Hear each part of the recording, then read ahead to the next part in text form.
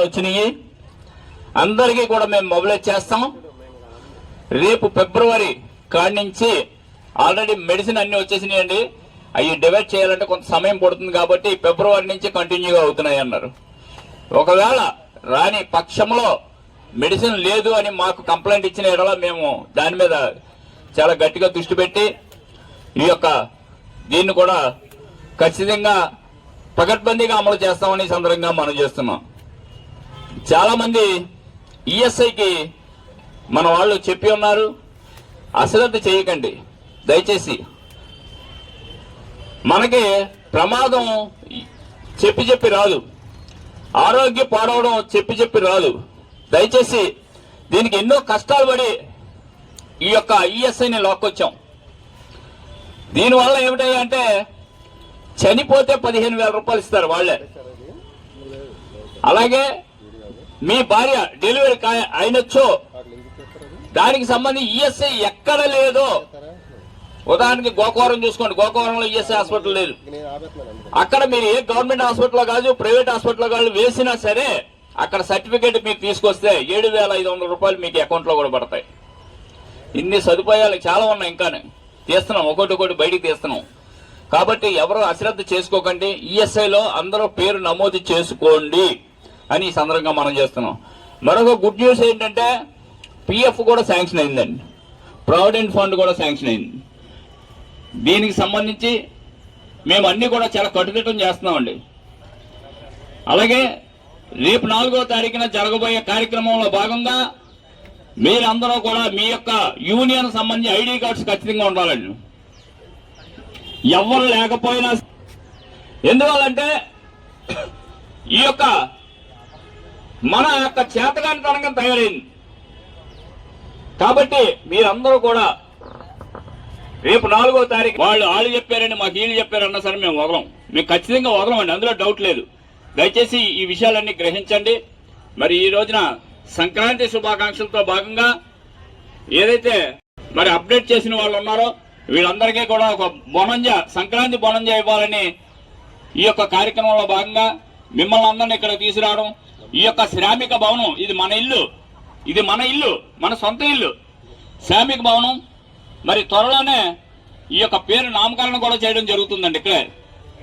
అలాగే ఏ కార్యక్రమం అయినా సరే ఇక్కడి నుంచే మొదలవుతుందండి, మరో చోటుకి వెళ్ళాం. మరొక 2 నెలలు చూస్తాం, ఈ టెంట్లు కూడా ఉండవు. ఇంకా వర్షం వచ్చినా వర్షంలోనే కూర్చుంటాం, ఎండలోనే కూర్చుంటాం. మరి అధికారులు కానీ ప్రజాప్రతినిధులు కానీ దీనికి రూపేయకపోతే ఇక్కడ ఆత్మహత్య చేసుకోవడానికి కూడా సిద్ధంగా ఉన్నామని ఈ సందర్భంగా మనం చేసుకుంటూ సెలవు తీసుకున్నాం. Thank you sir.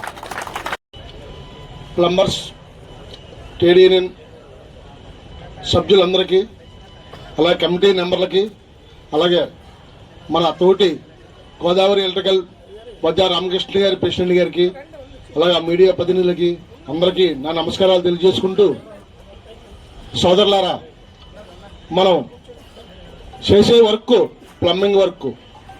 ఆ ప్లంబింగ్ వర్క్ రకరకాల ఇబ్బందులతో పరంజా మీద ఎక్కడం, రకరకాల మనం ఇసుక పనులు చేస్తూ ఉంటాం. అలా టైంలో మనకి ఒక భరోసా కావాలి. ఆ భరోసా ఏంటంటే మీ తరపుని మేము నైటు పొగలు కూడా నిద్రలు మానుకుని కష్టపడి మీకోసమే ఆలోచిస్తూ ఉన్నాం. కానీ ఒరే సోదరా, ఓ ప్లంబరా, నువ్వు నీ ఆధార్ కార్డు, నీ బ్యాంక్ అకౌంట్, నీ నామినీ ఆధార్ కార్డు ఎవరా బాబు అని చెప్పి ఎంత బతిమాలుకున్నా ఎదరికి రాని పరిస్థితి తయారైంది. వాళ్ళకి ఏదైనా ప్రమాదం జరిగితే అప్పుడు కావాల్సి వస్తే ఎక్కడి నుంచి వస్తుందని చెప్పేసి నేను అడుగుతున్నా. అలాగే ప్రభుత్వం తరపు మనకి ఎటువంటి సహకారాలు అందట్లే. ప్లంబర్ అన్నవాడు ప్లంబరే కాదు, భవన నిర్మాణ కార్మికులకి ఎటువంటి సహకారం మనకు అందట్లే. దానికి మనం చేసుకున్న దౌర్భాగ్యమా? ఈ రాష్ట్రంలో ఈ భవన నిర్మాణ కార్మికుడు పుట్టడం తప్ప? ఈ భవనం కట్టడానికి గవర్నమెంట్ సెస్ వసూలు చేస్తుంది. ఆ సెస్ ప్రతి రూపాయి కూడా ఈ భవన నిర్మాణ కార్మికులకు ఖర్చు పెట్టమని చెప్పేసి జీవోలు, చట్టాలు అన్ని రకరకాలుగా ఉన్నాయి. అవన్నీ చూస్తే ఈ భవన నిర్మాణ కార్మికులకు సౌకర్యాలు చేయాలి గవర్నమెంట్, కానీ ఎటువంటి సౌకర్యాలు చేయట్లే. దానికి దేనివల్ల కారణం అంటే మనకు యూనిట్ లేక, మన భవన నిర్మాణ కార్మికులకు తాడు మీద లేక భవన నిర్మాణ కార్మికులు ఒక సమ్మె ఒక ధర్నా చేస్తే మొత్తం అంతా దిగి వస్తారు. నిన్న కాక మొన్న ఆటో కార్మికులు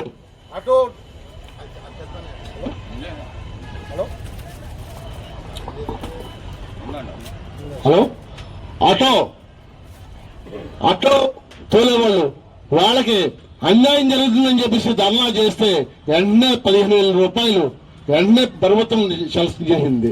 అలాగే మనకి గవర్నమెంట్ ఇవ్వాల్సిన అవసరం లేదు. గవర్నమెంట్ మనకు స్పెషల్ గా గ్రాంట్ ఇవ్వాల్సిన అవసరం లేదు. మనకి ప్రతి బిల్డింగ్ ఒక వాండర్, ఆ వాండర్ ద్వారా ఒక శస్త్రపూర్తిగా మన భవన నిర్మాణ కార్మికులకి కట్ చేస్తున్నారు. ఆ డబ్బే మనకు ఖర్చు పెట్టమని చెప్పేసి అడుగుతున్నాం.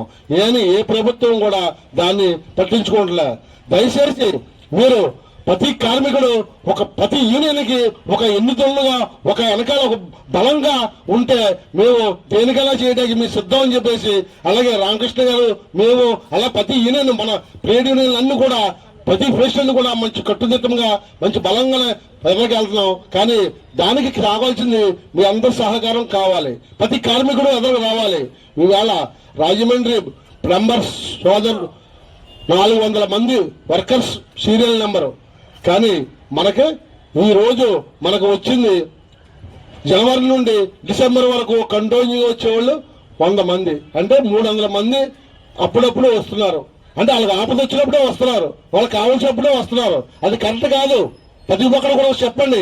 మీతో పాటు మీ దగ్గర పనిచేసే వాళ్ళు, మీ దగ్గర తోటి కార్మికులకి, మీ తోటి ప్లమ్లకి అందరికీ మాకు యూనియన్ అంటే ఏంటి, యూనియన్ మనకు దన్ను ఉంటుంది అని చెప్పేసి ప్రతి ఒక్కరికి చెప్పండి. ప్రతి దానికి మనకి యూనియన్ ముందుకొచ్చి మీకు పనిచేస్తుంది. అలాగే మన రాజమండ్రి ప్లంబర్స్ యూనియన్ గత సభ్యులు అవునాయి, గత బాడీ అవునాయి, ఇప్పుడు కొత్తగా వచ్చిన కమిటీ అవునాయి. ఆ కమిటీ ఈ కమిటీ కూడా మనకి మంచి సహకారాలు అలాగే ఇవాళ కొత్తగా ప్రమాణ స్వీకారం పోయే కమిటీ కూడా ప్రతి విషయంలో ముందుకొచ్చి మాకు అన్ని సహకారాలు అందిస్తారు. దయచేసి మీరందరూ కూడా వీళ్ళకి సహకరించాలని చెప్పేసి కోరుకుంటున్నాను.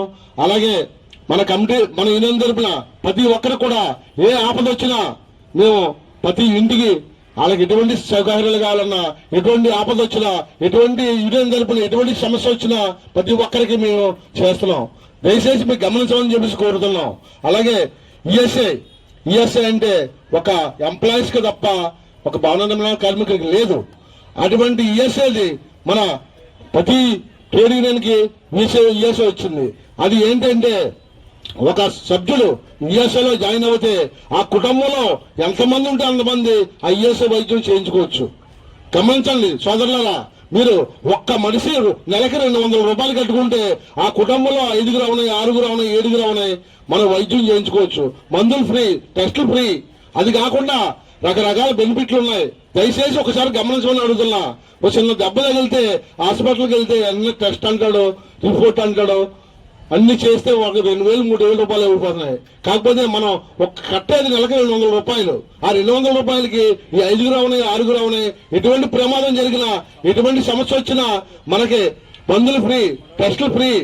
అలాగే మనం అవసరమైతే 2 వారాలు 3 వారాలు బెడ్ టెస్ట్ తీసుకున్నా కానీ ఆ బెడ్ టెస్ట్ లో మనం ఒకవేళ హాస్పిటల్లో ఉండి రెస్ట్ తీసుకున్నా కానీ మనకి ఆ డాక్టర్ 3 వారాలు నువ్వు రెస్ట్ తీసుకోవాలంటే ఆ 3 వారాలు 4 వారాలు 4 రోజులు రెస్ట్ తీసుకోవాలన్నా అతను రాసిస్తే రోజుకు 180 రూపాయలు చెప్పి 4 రోజులు అంటే 3,824 2,400 రూపాయలు మన శాలరీ వస్తుంది. సోదరులారా గమనించండి. మీరు అదే ప్రైవేట్ హాస్పిటల్కి వెళ్తే ఈఎస్ఐ లేని ప్రైవేట్ హాస్పిటల్కి వెళ్తే నీ దగ్గర ఉన్న డబ్బు తినేస్తారు, నీకు రూపాయి రాదు. ఆ బెనిఫిట్ కూడా ఉంది. నీకు రోజుకు 180 రూపాయలు, నెల రోజులకి 2,400 రూపాయలు నీకు బిల్లు వస్తుంది. ఏది మందులు కాకుండా, టెస్టులు కాకుండా, నీకు రూపాయి బిల్లు అవ్వకుండా మళ్ళీ నీకు గవర్నమెంట్ డబ్బు ఇస్తుంది.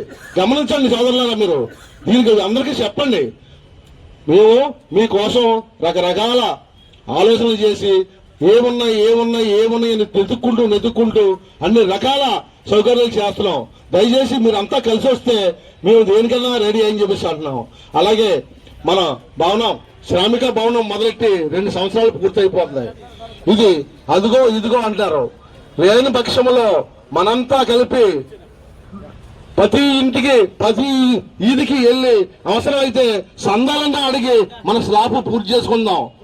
సోదరులారా, మీరంతా కలిసి వస్తే మన శ్రామిక భవనం పూర్తి చేసుకునే పట్టుదలలో ఉండాలి. మనం ఈ శ్రామిక భవనం ఇటు పరిస్థితులను కూడా పూర్తి చేసే బాధ్యత మన అంతా కార్మికుల మీద ఉంది. మన కార్మికులందరూ కలిసి దీన్ని పూర్తి చేసి మన ప్రతి మీటింగ్ కూడా ఇక్కడ పెట్టుకుంటే మనకు చాలా ఆనందంగా ఉంటుందని చెప్పి కోరుకుంటూ ఈ అవకాశం ఇచ్చినండి మన సోదరులందరికీ నమస్కారాలు తెలియజేసుకుంటూ సెలవు తీసుకుంటున్నాను.